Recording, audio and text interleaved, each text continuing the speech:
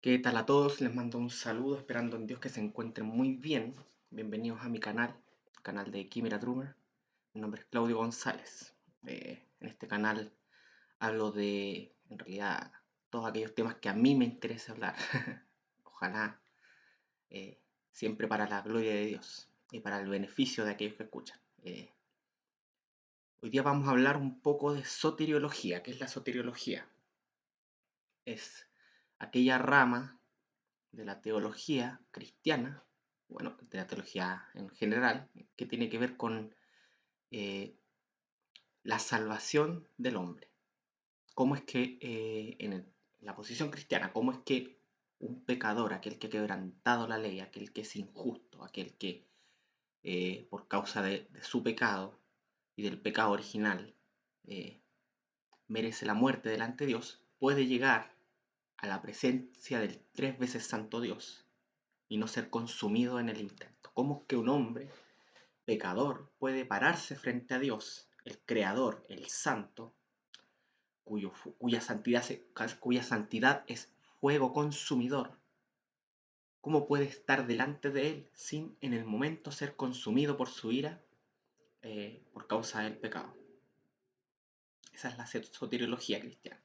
Eh, ¿Y por qué vamos a hablar de esto? Porque hace un tiempo atrás yo comenté eh, un aporte de una página de Instagram que se llama Faro de Fe, que es una página de apologética católico-romana, en donde presentaban su perspectiva de por qué la salvación o la soteriología católico-romana eh, es por gracia y no por obras, como supuestamente aquellos que estamos del lado de los protestantes, de los evangélicos, constantemente acusamos a la Iglesia católico-romana, que es una eh, perspectiva que pervierte el Evangelio.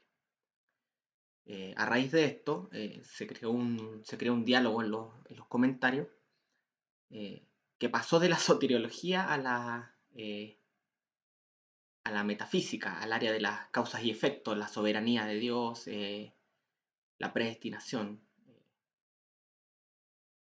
que dio a luz un episodio de Spotify en donde comentó el autor el autor o traductor de este aporte en Instagram, lo que fue el diálogo que tuvimos los dos.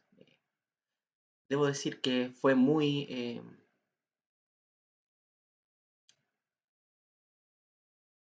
buen oponente en términos de gentilidad. O sea, él no fue una persona eh, típica que te encuentras al otro lado, que va al choque, que puede que lance afirmaciones sin muchos argumentos, pero básicamente basados en ataques y no en razones reales. Él en ese sentido intentó crear un diálogo, generar un diálogo, intentó entender más o menos qué es lo que yo estaba postulando. Eso se agradece porque uno siempre agradece cuando un oponente te escucha y a la vez uno también debiese escuchar porque cuando uno hace trabajo de persuasión, de apologética en cualquier área, ya sea la apologética cristiana, ya sea la defensa de alguna postura X, al, al pasar a la ofensiva hacia el oponente, uno siempre tiene que presentarlo a la luz de sus propias ideas y no de lo que escuché, no de lo que me dijeron, no de lo que me parece. Si se cae en eso, no solamente te debilita tu posición en términos de integridad moral, por decirlo así, porque también estás básicamente pervirtiendo la posición del otro para poder atacarla. Y eso es, en cierto, eso es, bueno, es una falacia que se llama el hombre de paja, cuando tú transformas la posición del otro en algo que no es. Eh, el audio de Spotify lo voy a comentar en otro video, porque ese ya es otro tema. Tiene que ver con qué pasa tras bambalinas, qué pasa detrás del escenario, donde Dios es el que mueve todas las piezas. Y que es básicamente el argumento de Romanos. El libro de Romanos parte parte desde lo terrenal, desde la experiencia, desde los hechos de la Biblia, de la universalidad del pecado. Todos los hombres son pecadores, judíos y griegos, están todos bajo condenación, están todos perdidos. Luego presenta la opción eh, que Dios tiene, que es una justicia que es aparte de la ley, Jesucristo. Pasa de ahí a la fe como medio, con el ejemplo de Abraham. De ahí pasa a la justificación, capítulo 5, como la justicia de Cristo no solamente eh, satisface nuestros pecados frente a la ley de Dios, sino que a la vez nos viste y nos pone en un estado de justicia frente a Dios. Es decir, capítulo 5, frente a Dios, nosotros podemos estar de pie. ¿Por qué? Porque estamos vestidos de la justicia perfecta de Jesucristo. Así como el pecado de uno los hombres fueron constituidos pecadores, dice Romanos 5, así por la justicia de uno, aquellos que crean en Cristo van a ser constituidos justos. Y justos no en un término, eh, digámoslo así, de limpieza subjetiva, del cambio del carácter, sino justos en términos objetivos, con una justicia que está fuera de nosotros, aparte de la ley, pero a nuestro favor, que es la justicia de Jesucristo. ¿Ya? Y después pasa a Romanos 6 y 7 a lo que es la santificación, que es el otro aspecto de la salvación, que no lo mezcla Pablo, sino que los distingue. Y después en el capítulo 8 pasa a glorificar a Dios en términos de todo lo que Él ha hecho por los pecadores que han sido salvos por Él, que han sido elegidos para salvación. Para llegar al capítulo 9 a hablar ya de lo que es la doctrina de la predestinación y la elección en sí, qué es lo que es. Entonces, yo en esta grabación yo voy a comenzar hablando de soteriología. Antes de eso voy a hacer la presentación positiva. ¿Cuál es la soteriología que manejamos aquellos que somos cristianos reformados, presbiterianos, bautistas particulares, evangélicos, casi en general? El hombre, en Adán, nuestro representante federal delante de Dios, en el Edén, cayó. Cuando Adán cayó, desobedeciendo a Dios, porque fue Adán el que cayó, no Eva, a Eva no se le dio el mandamiento, fue Adán. Cuando Adán cayó, con él caímos todos. Es decir, él, al ser nuestro representante, sus acciones repercutieron en nosotros. Dios vio a Adán y en Adán nos vio a todos aquellos que eh, provenimos de él. Punto aparte. Por eso Jesucristo nació no por hombre, él nació por obra del Espíritu Santo desde una virgen. Y de esa manera sabemos que él no era parte de aquellos que fueron representados por Adán. Bueno, al caer Adán, con su pecado ante Dios, ese pecado nos es imputado a nosotros. Es decir, es como si nosotros tuviéramos una cuenta y en esa cuenta fue depositado el pecado de Adán. Al ser depositado el pecado de Adán, lo que sucede es que el hombre cae en dos sentidos. Cae frente a la ley en términos de culpa y cae en términos subjetivos de corrupción. Se corrompe, nace muerto en delitos y pecados, nace con una tendencia a hacer lo malo. Que ojo, no estoy hablando que sea una tendencia que el hombre sale y asesina, mata, viola, roba, no, pero hace las cosas, incluso aquellas cosas eh, tan simples como alimentar a sus hijos, los hace fuera eh, de la ley de Dios, los hace no tomando en cuenta a Dios, no, lo hace no glorificando a Dios, no lo hace con fe en Dios, no lo hace en conformidad a la ley de Dios, al carácter de Dios. Entonces, todo lo que hace el hombre es pecado frente a Dios, básicamente. Ahora la pregunta es, ¿cómo ese hombre, en ese estado de muerte espiritual, en el cual Dios, así como le dijo a Adán, el día que comieres de este árbol, perecerás? Mas del árbol de la ciencia del bien y mal no comerás, porque el día que de él comieres ciertamente morirás. Y algo que se repite en Romanos 6:23 con Pablo cuando dice, porque la paga del pecado es muerte. ¿Cómo es que este hombre, en ese estado de corrupción, de tendencia hacia el mal, de culpabilidad frente a la ley y de corrupción en su constitución, cómo es que ese hombre puede llegar a pararse frente al santo Dios, que odia el pecado? Sus ojos son muy limpios, como dice Habacuc, para ver la maldad. ¿Cómo es que ese hombre se puede parar frente a Dios y ser salvo? Y sobrevivir, ojo, sobrevivir. Aquellos que traspasaban los límites del lugar santísimo morían inmediatamente en el antiguo Israel. Lo que muestra que la santidad de Dios es terrible para los pecadores. No puede uno, como pecador, pararse frente a Dios por sí mismo sin al mismo tiempo ser consumido por él. ¿Cómo es que ese hombre puede pararse frente a Dios y sobrevivir en el intento? Haciendo cosas buenas, pidiendo perdón. No, no se puede, no se puede. ¿Por qué? Porque yo ya quebranté la ley. Ya lo hice en Adán y ya lo hice con mis propios pecados, porque yo sigo eh, teniendo en mí eh, una carne, como se le dice, una disposición, que bueno, en este momento como cristiano es una disposición que lucha contra el espíritu, contra el nuevo hombre, eh, y tironean, por decir de alguna forma. Pero en aquellos que no han creído, esa es una disposición que no tiene resistencia, entonces no hay una lucha, no hay una búsqueda de, de agradar a Dios tal cual como Él dice que hay que agradar. Eh, ¿Cómo podemos ser justos delante de Él? Y ahí es donde viene Jesucristo. Jesucristo, el Cordero de Dios, que es el cumplimiento de los sacrificios del Antiguo Testamento, viene como nuestro sustituto, muere en nuestro lugar. En el Antiguo Testamento, aquel israelita que pecaba tenía que presentar un cordero perfecto eh, en el templo, ante los sacerdotes, por sus pecados. ¿Cuál era la idea? La paga del pecado es muerte. Entonces, el israelita que llevaba su cordero perfecto, lo llevaba en su lugar. Es decir, el israelita lo que decía, sí, mi pecado merece que yo muera, pero yo traigo este sustituto en mi lugar para que Él muera por mí.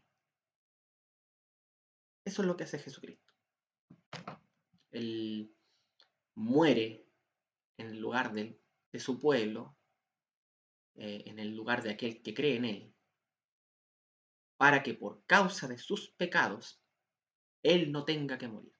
En otras palabras, todos los pecados que comete un pecador merecen que ese pecador muera. Entonces la pregunta es, ¿qué prefieres? ¿Morir tú por tus pecados? ¿Que Dios castigue en ti la maldad de las cosas que has hecho frente a Él, frente a la ley? ¿Ah? ¿O Jesucristo que muere en tu lugar, como el Cordero de Dios que quita el pecado del mundo? Cuando uno cree en Jesucristo, ocurre esto. Los pecados, en realidad ocurrió, pero se actualiza. Los pecados de el pueblo de Cristo, mis pecados, son castigados en Cristo, fueron castigados en Cristo. ¿Ya? De tal manera que al él recibir el castigo de todos mis pecados, pasados, presentes y futuros, yo no voy a recibir la muerte que yo merezco por haber insultado a la santidad de Dios. Por el amor que Dios me tuvo, yo no voy a tener que morir siendo pecador. ¿Por qué? Porque mi Salvador murió en mi lugar. Pero no solo eso, sino que murió por mis pecados, pero yo sigo habiendo quebrantado la ley. Quizás mi falta fue satisfecha, pero yo no tengo una justicia con la que pararme delante de Dios. Y es ahí donde entra la justicia de Jesucristo. Porque dice la ley de Dios que todo aquel que vive bajo la ley tiene que cumplirla a la perfección. Y yo no sé ustedes, pero yo la verdad es que todos los días tengo evidencia de que no, mi cumplimiento ante la ley es más que imperfecto. Entonces, solamente la justicia de Jesucristo, como dice Romanos 5, por la justicia de uno, así como en Adán todos fuimos constituidos pecadores, en Cristo todos somos constituidos, aquellos que creemos en Él, en justos. Entonces el asunto es el siguiente.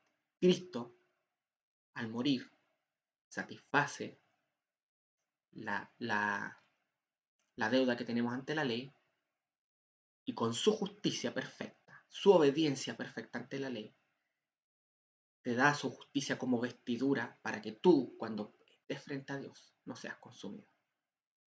Dios, al verme a mí, no me ve con mis sucias justicias, por decirlo así, con mi imperfecta obediencia. Dios me ve con la obediencia perfecta de su Hijo Jesucristo. Y esto por medio de la sola fe. Yo no tengo que hacer nada bueno, no tengo que entregarle toda mi propiedad a los pobres, eh, irme a meditar a un cerro, no sé, caminar 1000 kilómetros de rodillas, no, nada de eso, nada de eso.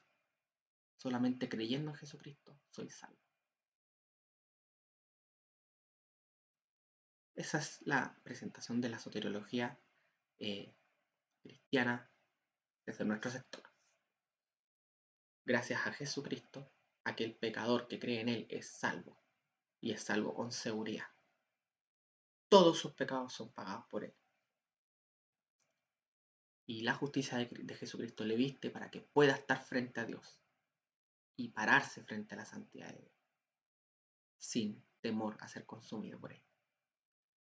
El amor de Dios fue tan grande que envió a su propio Hijo a morir, al Hijo de Dios, la segunda persona de la Trinidad, a morir para que aquellos que creamos en Él no nos perdamos, sino que tengamos vida eterna.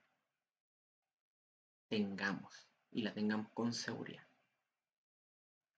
Eso lidia con nuestra culpa. Pero viene Romanos 6 y 7, que tiene que ver con la corrupción. Esa es la segunda parte. Las buenas obras del cristiano, la búsqueda de la obediencia a Dios, la búsqueda de agradarles, de creer en Él, de ponerle a Él en el lugar que le corresponde, que es el lugar que está por sobre todas las cosas, por sobre nuestra familia, nuestros hijos, nuestras propiedades, eh, incluso por sobre nuestras vidas. Es consecuencia de la salvación, no causa, es efecto de la obra de Dios en el pecador, por medio del Espíritu Santo. Como dice la palabra del nuevo pacto, este es el nuevo pacto que haré con el pueblo de Israel. Antes de que venga a decir que Israel es el pueblo de la carne, les recomiendo leer Romanos 9, los primeros versículos, y como cuando Jesucristo les negó a los israelitas, dijo, nosotros tenemos un padre, que nuestro padre es Abraham. Y ahí Jesucristo les dice, si vuestro padre fuese Abraham, harían las obras de Abraham. Pero no, como no las hacen, entonces demuestran que Abraham no fue su padre, no es su padre, aunque en la carne lo sea. Cuando dice Dios, y este es el nuevo pacto que haré con mi pueblo. Cambiaré su corazón de piedra por uno de carne, pondré mi espíritu en ellos para que anden en mis caminos y no se aparten. Es una obra de Dios eh, el dar buen fruto. Dios, por medio de su Espíritu Santo, que nos envía como a garantía, como arras de nuestra salvación, es el que empieza la limpieza, empieza eh, el sometimiento de la carne, empieza el sometimiento de nuestra voluntad hacia la búsqueda de su gloria. Es por medio de su Espíritu Santo que nosotros somos impulsados a buscar obedecerle, a buscar creer en Él, a buscar glorificarle, a ser valientes, etcétera, etcétera, etcétera. La obra de justificación es perfecta, es una obra de una vez y para siempre. Eso sucede y ya no va a cambiar más. La santificación, por otra parte, es imperfecta, es una obra que tiene altos y bajos, que tiene un desarrollo en la historia de la persona, como lo muestra la Biblia, como lo muestra la experiencia, pero cuya perfección absoluta solamente va a ser en el momento en que nosotros entreguemos el espíritu, es decir, caigamos en la muerte y nuestro espíritu sea totalmente limpio de pecado y estemos esperando la resurrección de los muertos, en donde Cristo nos va a resucitar y nos va a dar un cuerpo espiritual, un cuerpo nuevo, un cuerpo perfecto, un cuerpo sin la mancha del pecado, por decirlo así. Ya, entonces tenemos la justificación por una parte, que es Romanos del 3 al 5, y la santificación por otra parte, que ya sería Romanos del 6 hasta el 6 al 8, podríamos decir, incluso los primeros versículos del 8. Aunque el capítulo 8 ya habla más de la obra de Dios, más de lo que del deber del hombre, debo decir. ¿Ya? Paso entonces a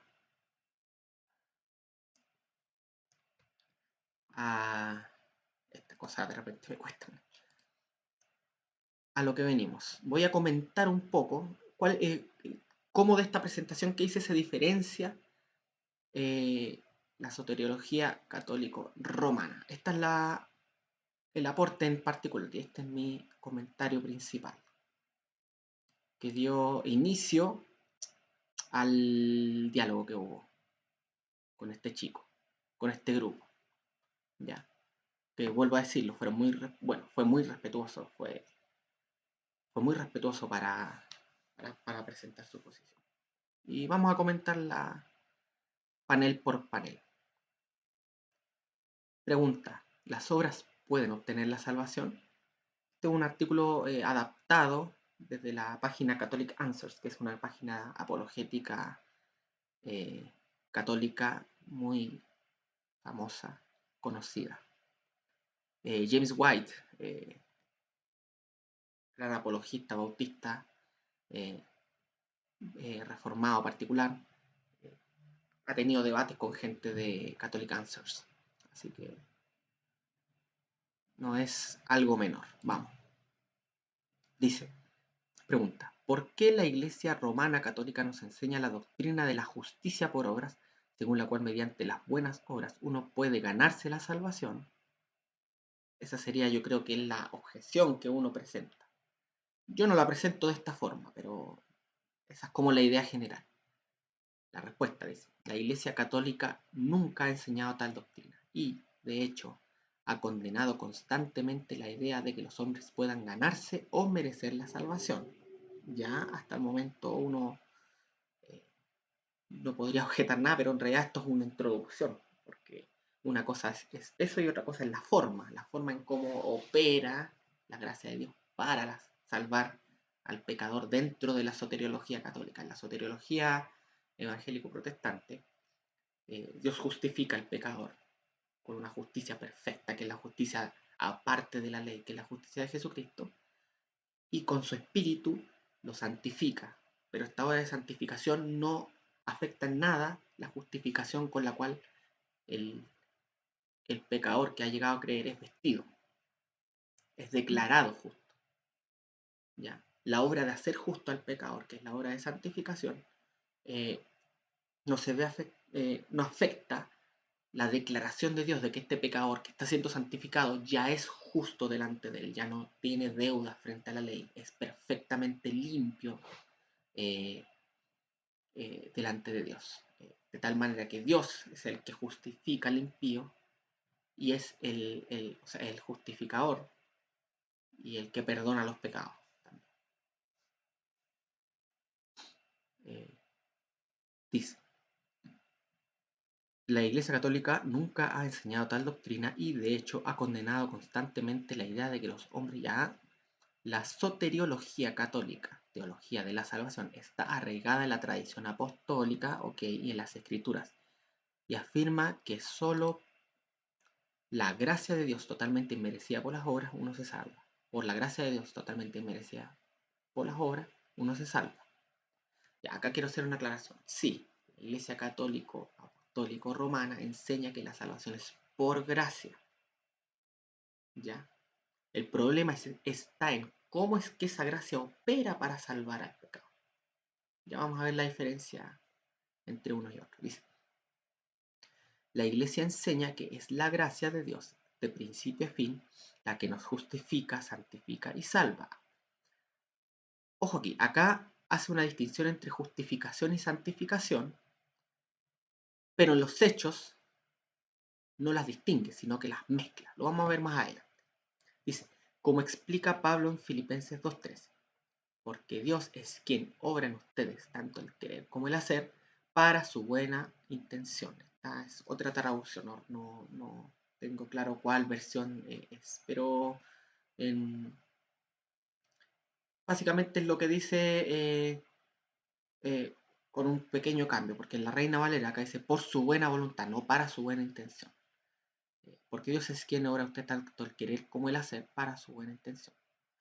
Desde mi perspectiva, esto se explica en el hecho de que, según el pacto hecho por Dios, el pacto de gracia, Él dice que Él va a cambiar el corazón de piedra, va a poner un corazón de carne en el creyente que ha sido salvo y justificado, y va a poner su espíritu, de todas maneras, de tal forma que por medio del espíritu haga que el creyente lo impulse a hacer buenas obras, lo impulse a creer en la verdad, lo impulse a, a ir limpiándose de sus malos hábitos, de sus pecados, de su corrupción.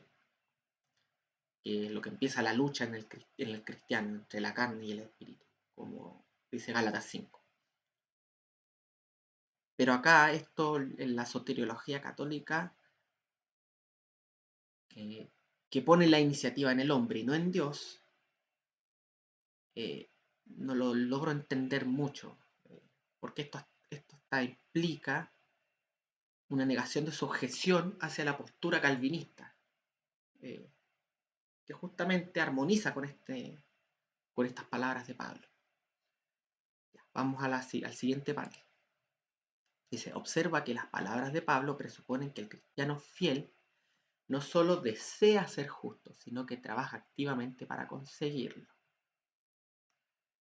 Esta es la segunda mitad de la ecuación de la justificación, y los protestantes la pasan por alto o la ignoran. Ya, acá empieza el problema. En primer lugar, dice, observa que las palabras de Pablo presuponen que el cristiano fiel no solo desea ser justo, sino que trabaja activamente para conseguirlo. Esto, a primera luz, es verdad. El cristiano eh, busca ser obediente, busca ser justo, busca limpiarse de su pecado, busca ir una y otra vez a la cruz, ya para la santificación de su alma. Pero acá dice, esta es la segunda mitad de la ecuación de la justificación. Básicamente está mezclando la justificación con la santificación.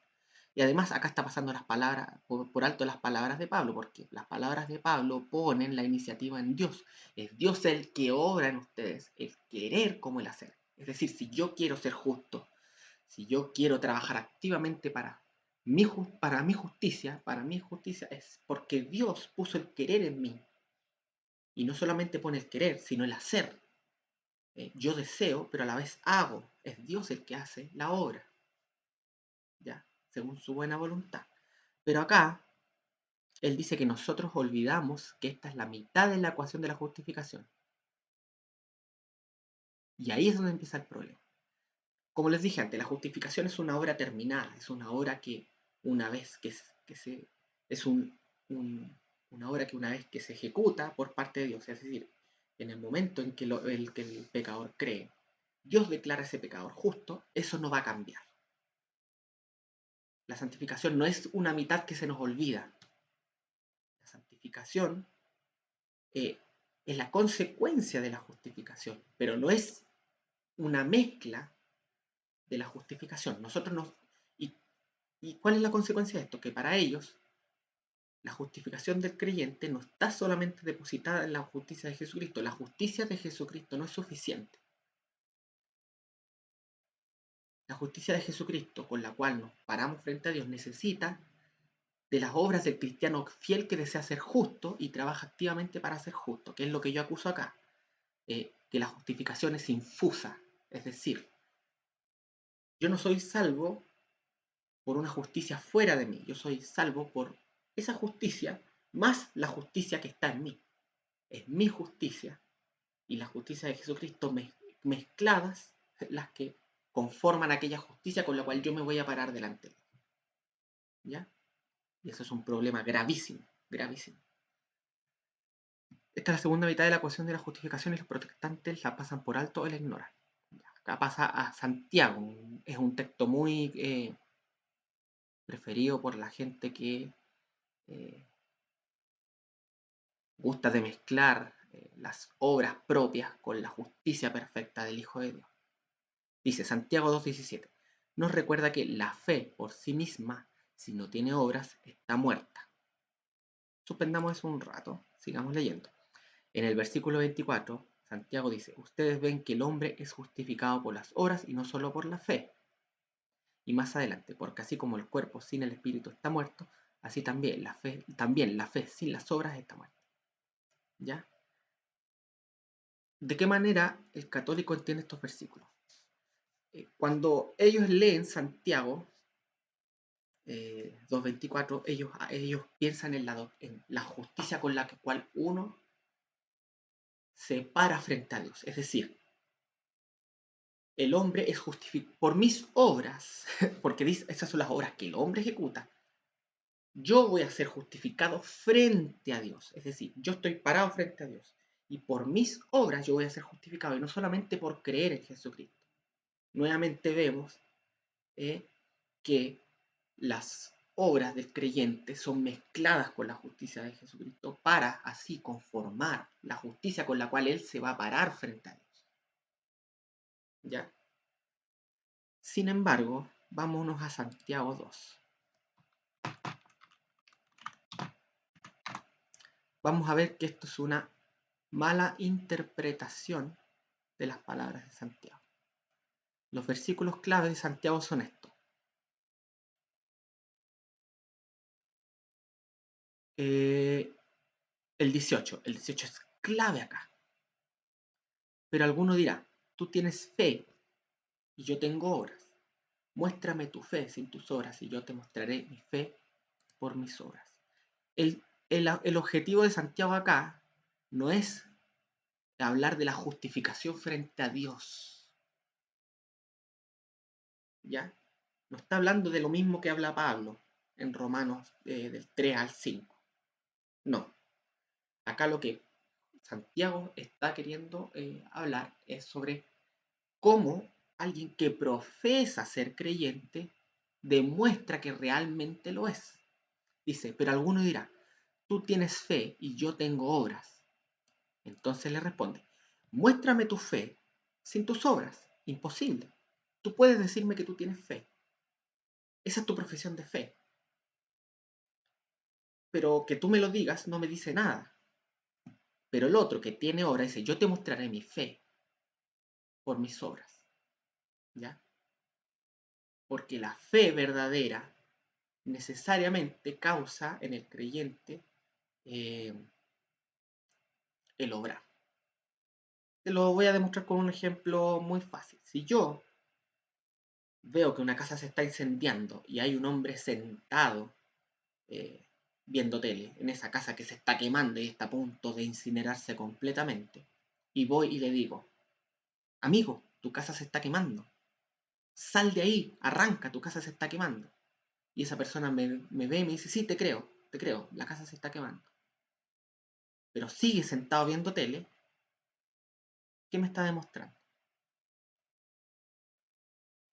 Que no me cree, no me cree, porque si él me creyera, esa fe, ese creer en lo que yo le digo, va a causar en él las consecuentes obras que esa fe implica. Por ejemplo, si yo le digo, amigo, tu casa se está quemando, y él cree lo que yo le digo, lo que va a hacer es pararse y salir de la casa.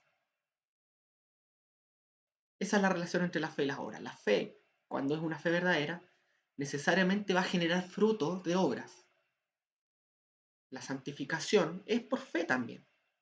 Yo por creer en Dios, por creer en lo que dice su ley, por creer en su palabra, por creer en su integridad, por creer en lo que Él hizo en mí, necesariamente, y en diferentes grados, no todo va a ser de la misma manera y no va a ser perfecto, va a generar en mí obras, consecuencias de la fe que yo tuve en él.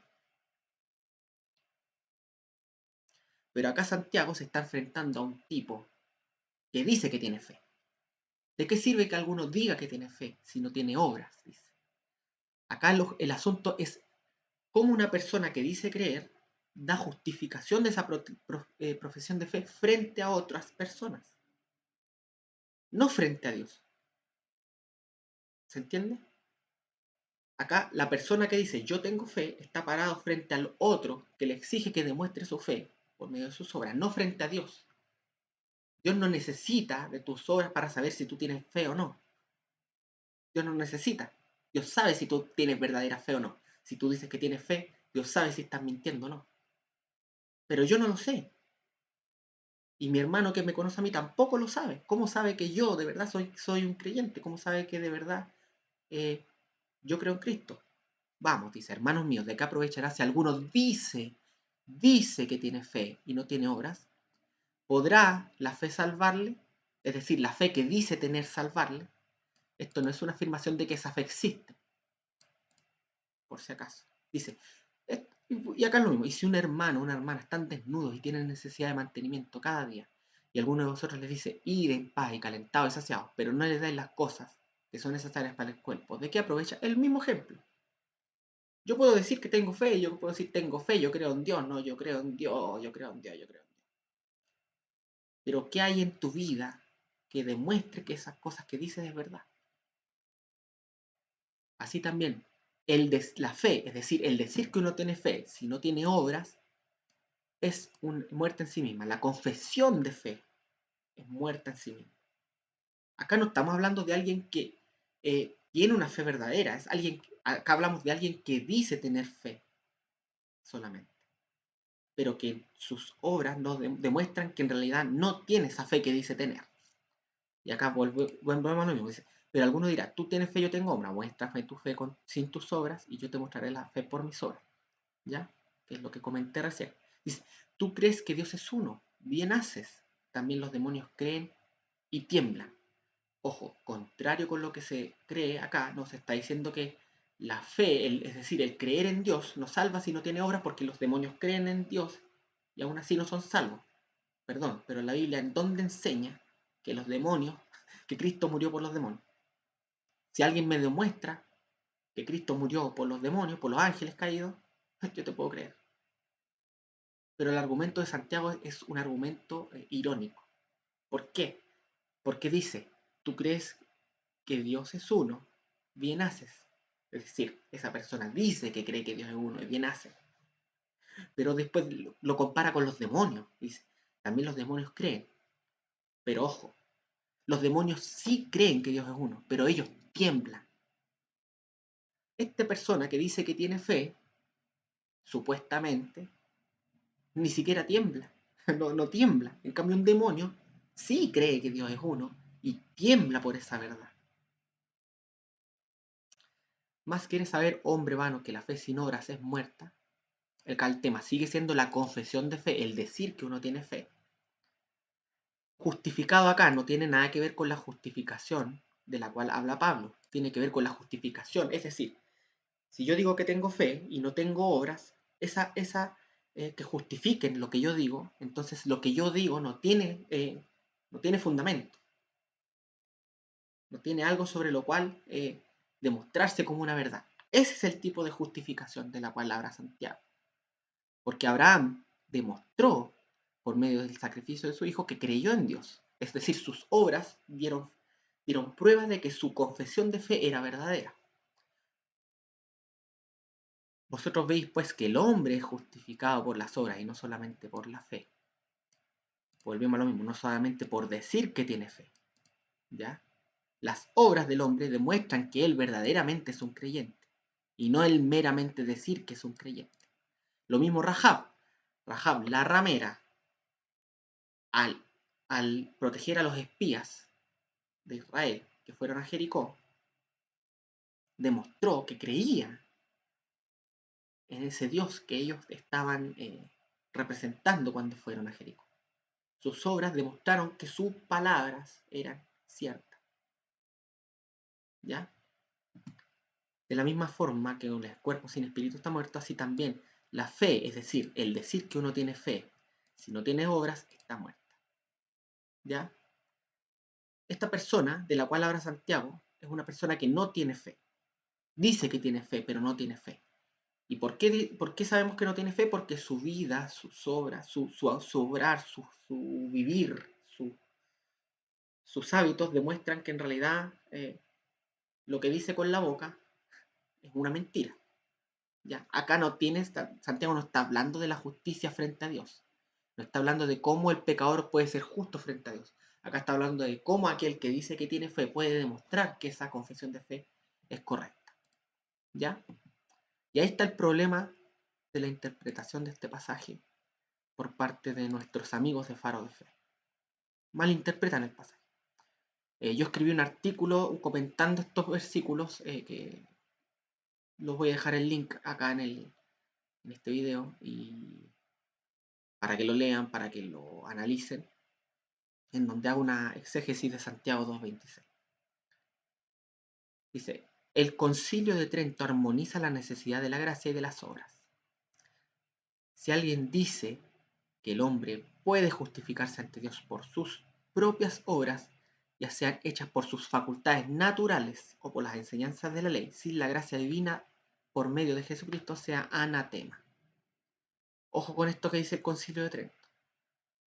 Acá, claro, si lo que dicen es que por tus facultades naturales o por la enseñanza, la mera enseñanza de la ley, si tú quieres justificar, o sea, si tú dices que esa es tu justicia frente a Dios, pero sin la gracia, entonces, claro, no eres justificado, porque ellos enseñan que las propias obras, asistidas por la gracia, son las que forman la justicia con la cual estamos justificados frente a Dios. Ahí está el engaño. ¿Ya? Esto es diferente de lo que nosotros por este lado predicamos.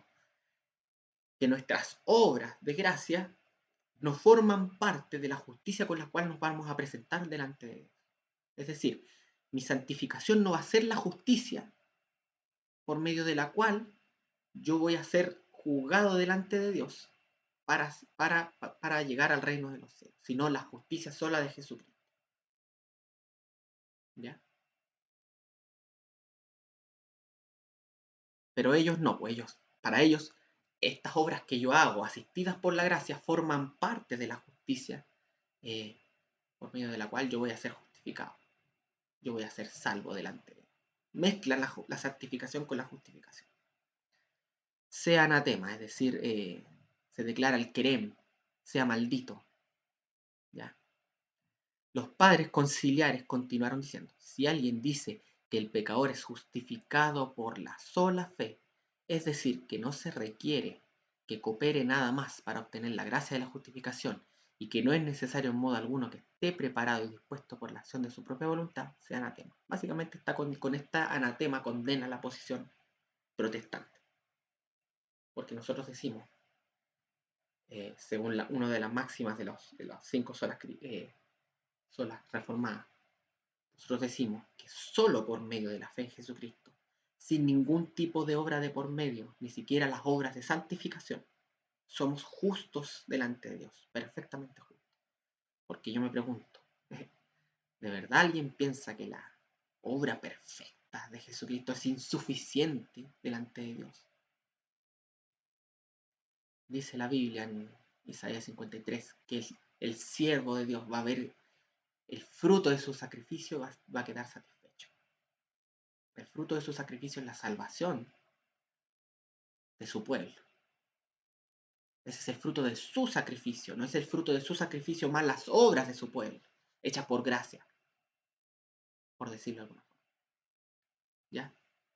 Básicamente se mezcla la justificación con la santificación. A pesar de que ellos digan que no, ellos por gracia, que no, que las obras no merecen, no, da lo mismo. La justicia con la cual en la posición católica tú te presentas delante de Dios es la tuya propia más la de Jesucristo, porque la de Jesucristo es insuficiente. Ojo con eso. Por cierto, sea anatema significa sea excomulgado, que sea excomulgado. no que sea condenado al infierno. Esto de que sea excomulgado, por si acaso, es el equivalente en la nueva dispensación a ser,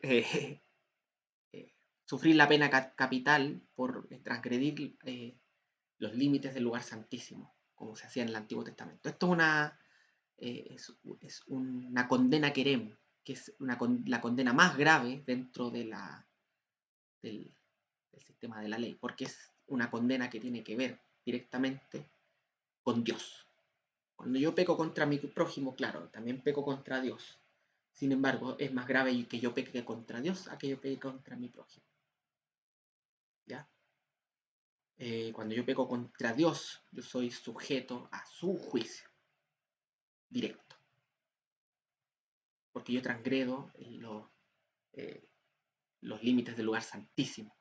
Y aquellos que transgreden los límites del lugar santísimo son declarados eh, eh, bajo la sentencia querem o anatema, es decir, Dios los lleva delante de su presencia como propiedad suya y los santifica. Y este sujeto que no tiene una justicia perfecta, al ser santificado por estar en el lugar santísimo, es consumido por el fuego de Dios. La excomulgación, cuando una persona es excomulgada de la iglesia, eh, no hay que tomárselo así livianamente. La excomulgación es algo, es la sentencia más grave que se le puede dar a una persona.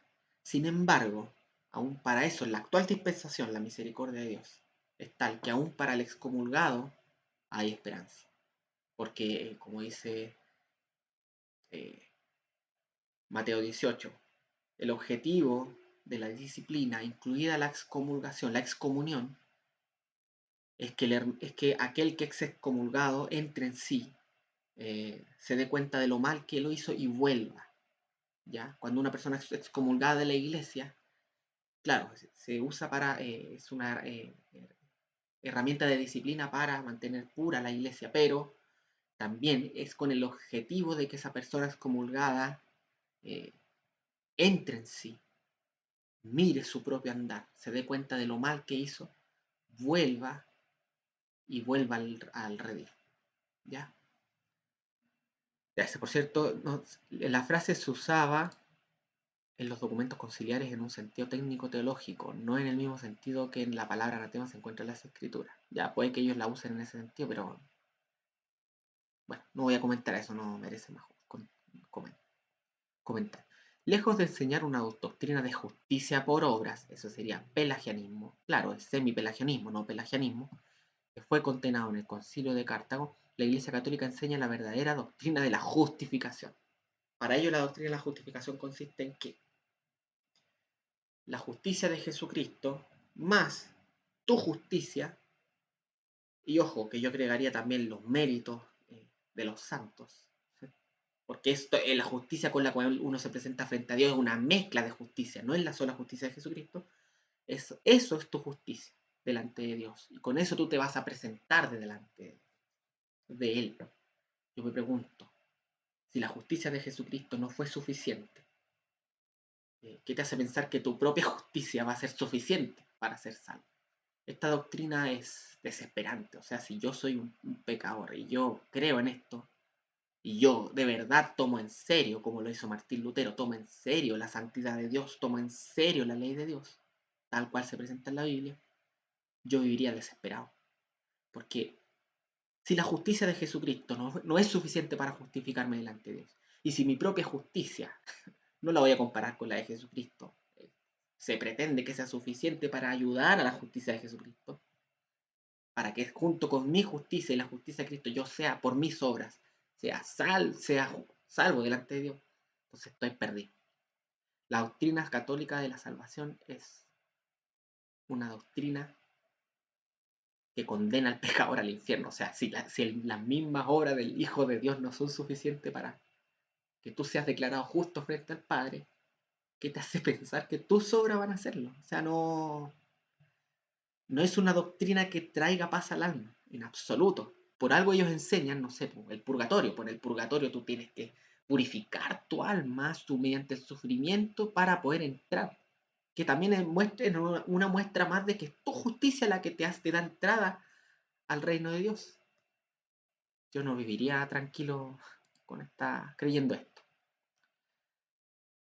Ok, en resumen,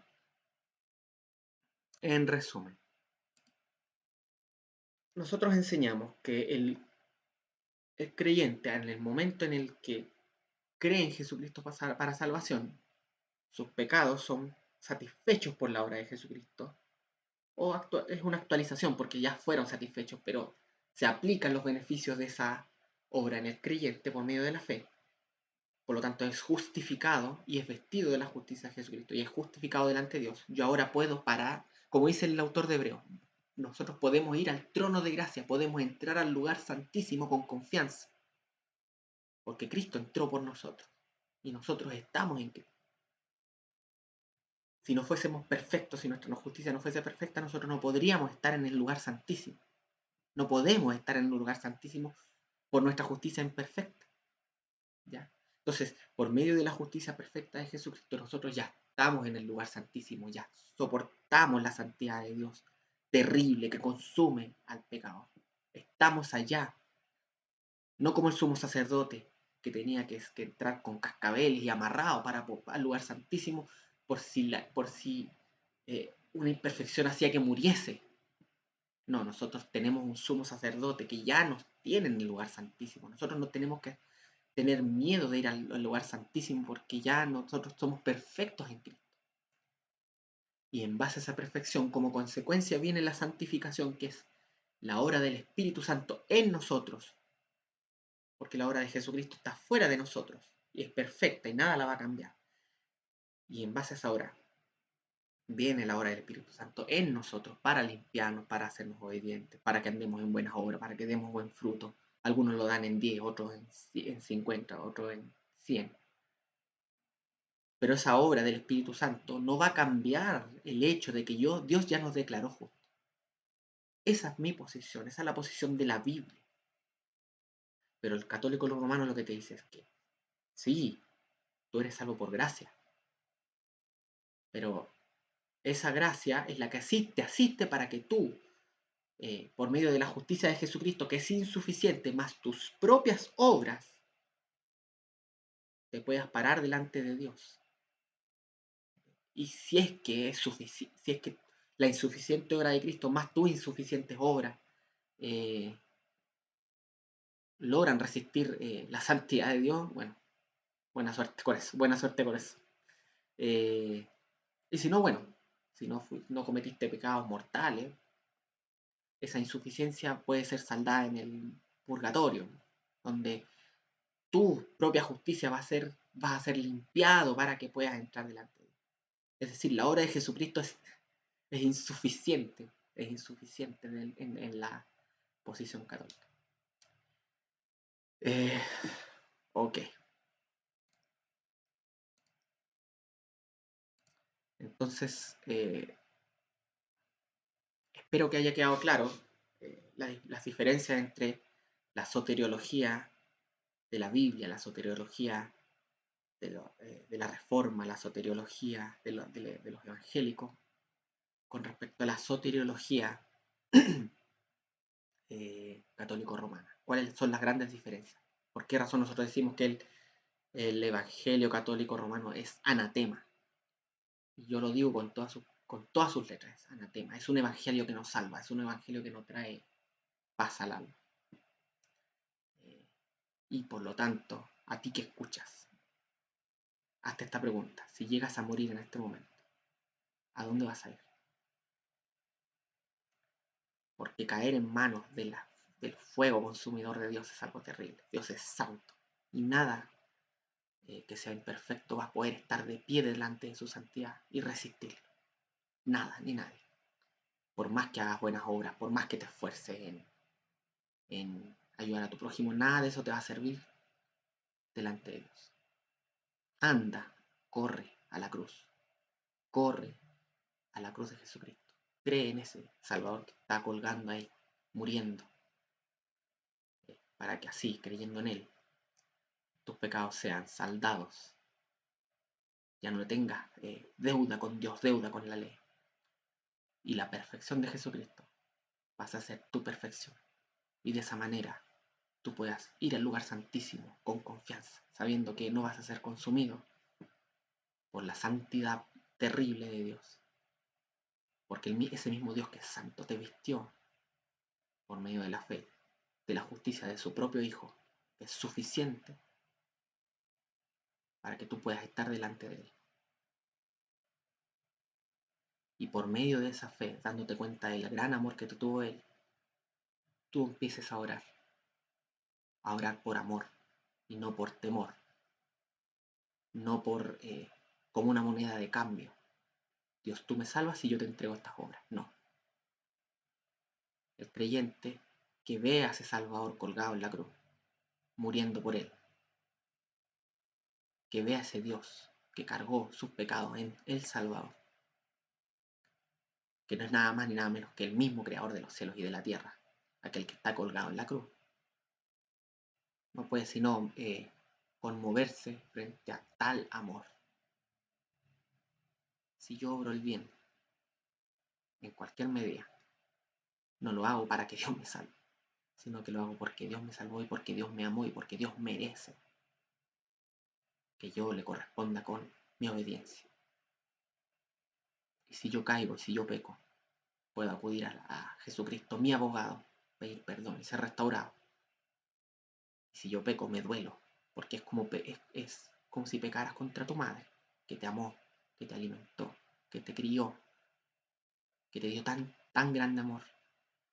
Y tú a esa mujer que te entregó tanto amor, si le haces algún mal, ¿no te vas a sentir mal? Lo mismo pasa con Dios. Dios entregó a su Hijo por nosotros, para que creyéramos por su pueblo. Y tú vas a pecar contra ese Dios que amó tanto al mundo que dio a su Hijo. Te hablo a ti creyente. Y si no eres creyente, el que quiera puede mirar al Salvador y ser salvo. Mirad a mí y ser salvo todos los términos de la tierra, como dice en Isaías. El que cree en Cristo será salvo. Cristo está ahí para que todo aquel que quiera crea en Él. ¿Tú quieres creer en Él? Cree en Él en este momento y serás salvo. Eso. Les bendigo, espero que tengan un buen inicio de semana y nos estamos viendo en otro video, porque voy a hacer otro video donde no voy a tratar sobre soteriología, sino que voy a tratar sobre la soberanía de Dios, que tiene que ver con el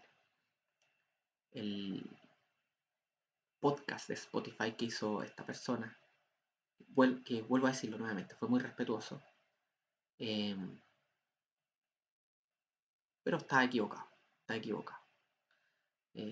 Eso, un saludo, que Dios les bendiga. Acá están mis redes sociales y si les soy de bendición, les voy a dejar el link de Patreon. Solideo Gloria.